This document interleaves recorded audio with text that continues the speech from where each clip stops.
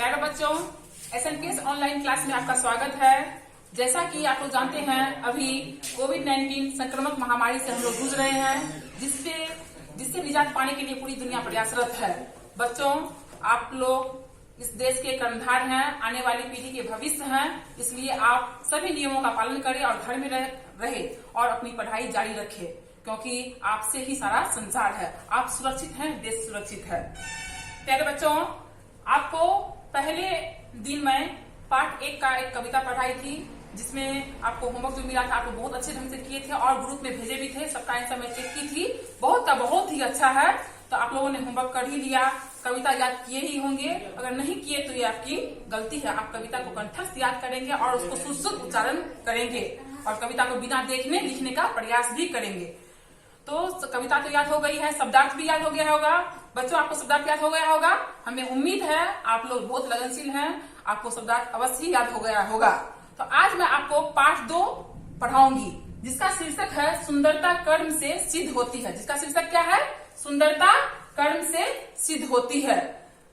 यानी सुंदरता, आप अपने दिखावे पर मत जाइए। आपका रूप रंग कैसा है उससे नहीं जाता है। आपका जो है काम क्रियाकलाप जो है, जो आप करते हैं, वही आपकी सुंदरता है। असली छवि वही है, वही आपको सुंदर बनाता है। आपका कर्म जो है आपको सुंदर बनाता है। तो उसका शीर्षक है सुंदरता कर्म से सिद्ध होती है। आपके व्यवहार से, आपके कर्म से आपकी सुंदरता सिद्ध होती है। इसको हम कहानी के माध्यम से जानेंगे, आखिर सुंदरता कैसे सिद्ध होती है। आइए हम कहानी पे चलते हैं। एक बारहसिंगा था। कहा एक बारहसिंगा था, वह खूब स्वस्थ और सुंदर था। वो क्या था?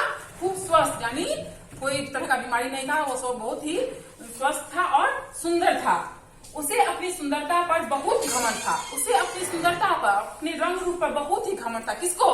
बारहसिंघा को। किसको? बारहसिंघा को अपनी सुंदरता पर बहुत घमंड था। जब वह झील पर पानी पीने जाता, तब स्वच्छ पानी में अपनी परछाई देखकर इतराता। जब भी वह झील में पानी पीने जाता, तो अपनी सुंदरता को, स्वच्छ पानी में जो अपनी परछाई देखता था, उसको देखकर बहुत इतराता था। मैं बहुत सुंदर हूँ, मेरा रंग ऐसा है, मेरा रूप ऐसा है। अपने आप को वो एकदम पूरा खुश हो जाता था। अपनी परछाई को देखकर बहुत खुश था। उसे अपनी सुंदरता पे घमंड था, इसलिए बहुत खुश रहता था। वह सोचता था कि ईश्वर ने उसे बहुत सुंदर रूप दिया है। वह सोचता था ईश्वर ने हमको बहुत सुंदर बनाया, बहुत सुंदर रूप दिया है। एक दिन वह झील पर जाकर पानी पीने लगा। इतने में वहां एक मेढक आ गया। एक दिन वह क्या किया? एक झील पर जाकर पानी पीने लगा। इतने में वहां एक मेढक आ गया। मेढक देखे हैं? मेढक एक उभयचर जंतु है जो पानी और जमीन पे रहता है। वो जो है मेढक वहां पे आ गया झील पर। कहाँ आ गया बच्चों? मेढक झील पर। तो वाह बारहसिंघा भाई, तुम तो बड़े सुंदर हो। मेढक बोला। मेढक बोलता है, वाह बारहसिंघा भाई, तुम बड़े सुंदर हो। वह तो मैं हूँ ही। बारहसिंघा अहंकार से भरकर बोला। बारहसिंघा जो है बहुत अहंकार घमंड से होकर बोला, वो तो मैं हूँ ही, मैं तो सुंदर हूँ ही।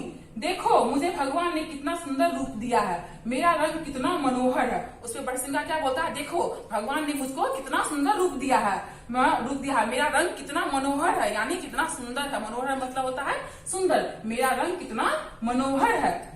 रंग तो है ही, तुम्हारे सिर भी बहुत सुंदर है और खूब चौड़ा है। मेढक उसका और बड़ाई किया। रंग तो सुंदर है ही, तुम्हारा सिर जो है, माथा मतलब बहुत चौड़ा है।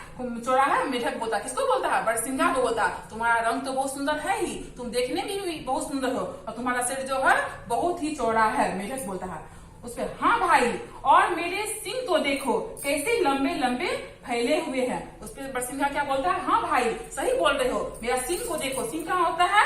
तो माथे पे सिंग होती है। वो सिंग को देखो, वो बहुत लंबे लंबे और फैले हुए हैं। कितने प्यारे लगते हैं, कितने प्यारे लगते हैं। जिस तरह पृथ्वी का मुकुट हिमालय। यहाँ मुकुट का मतलब होता है ताज। मुकुट का मतलब क्या होता है? ताज, जो हम सर पर पहनते हैं, जो हम सर पर पहनते हैं। हमारे उत्तर दिशा में हिमालय, जो हमारे देश का प्रहरी है, वो ताज के समान ही है। वो ताज के समान ही है। मेढक बोलता है, जिस तरह पृथ्वी का मुकुट हिमालय। तुम्हारे सिंग मजबूत भी तो बहुत हैं। मेढक ने उसकी बड़ाई करते हुए कहा। मेढक और उसका बड़ाई किया। तुम्हारे सिंग तो मजबूत भी बहुत है। और बहुत खुश था, मेरा बड़ाई जो है मेढक भी कर रहा है। ऐसे सिंह किसी अन्य पशु के नहीं, तभी तो सब मुझसे जलते हैं। उसके बड़सिंघा क्या बोलता है, ऐसा सिंह जो है किसी पशु के नहीं है, इसलिए सभी पशु जो है हमसे जलते हैं, हमसे ईर्ष्या करते हैं। ऐसा सिंह जो है किसी पशु के पास नहीं है। मेढक उसका बड़ाई करते हुए कहा, तभी तो सब मुझसे जलते हैं। मैं तो भगवान का बहुत धन्यवाद करता हूँ जो ऐसे प्यारे सुंदर सिंह केवल मुझे ही दिए हैं। उस पर बड़सिंघा बोलता है, मैं तो बहुत भगवान को धन्यवाद करता हूँ जो इतने प्यारे, इतने सुंदर, इतने मनोहर जो सिंह है वो भगवान मुझे ही दिए हैं। परंतु भाई बड़सिंघा, तुम्हारे पैर तुम्हारी सुंदरता के अनुरूप नहीं है। मेढक ने कहा। अब मेढक एक ही कमी उसमें निकाल दिया। अब देखो वो क्या कमी निकाला, बोला भाई बड़सिंघा, तुम्हारे पैर जो है वो तुम्हारे अनुरूप नहीं है। मेढक ने कहा। अब वो चिंता में पड़ गया, मेरा रूप इतना सुंदर है तो पैर क्यों खराब है। अब उसको यही चिंता, इसको आगे कहाँ तक ले जाती है हम आगे जानेंगे। बड़सिंघा ने अपने पैर देखे, लंबे, पतले, सूखे और भद्दे पैर। जब बड़सिंघा अपने नजर अपने पैर पे दिया तो वो देखता है इसका पैर जरूर लंबा है, बहुत पतला है, सूखा हुआ है और भद्दा लग रहा है देखने में। वो खुद अपना पैर को देखा तो बहुत उसका मन दुखी हो उठा। बड़सिंघा जब खुद अपना पैर देखा बहुत पतला है, लंबा है, सूखा हुआ है, तो अपना पैर देख के उसको बहुत ही दुख हुआ। इतना सुंदर बड़सिंघा और ऐसे कुरूप पैर, वो सोचने लगा इतना सुंदर मेरा रूप है, रंग है, मेरा सिंह इतना सुंदर है, माथा चौड़ा है, हमको सब बहुत सुंदर मानता है। मेढक भी मेरी बड़ाई कर रहा था, तो मेरा पैर इतना खराब क्यों है। बहुत चिंतित हो उठा और इतना कुरूप पैर देखकर वह सोचने लगा, यह तो ईश्वर ने अनर्थ किया तुम्हारे साथ। मेढक बोला। उससे मेढक क्या बोलता है, यह तुम्हारे साथ बहुत ही अनर्थ हुआ है, तुम्हारा रंग रूप इतना सुंदर है, तुम्हारा पैर इतना कुरूप है, यह ईश्वर जो है तुम्हारे साथ बहुत ही अनर्थ किया। कौन बोला, मेढक बोला। किससे, बड़सिंघा से।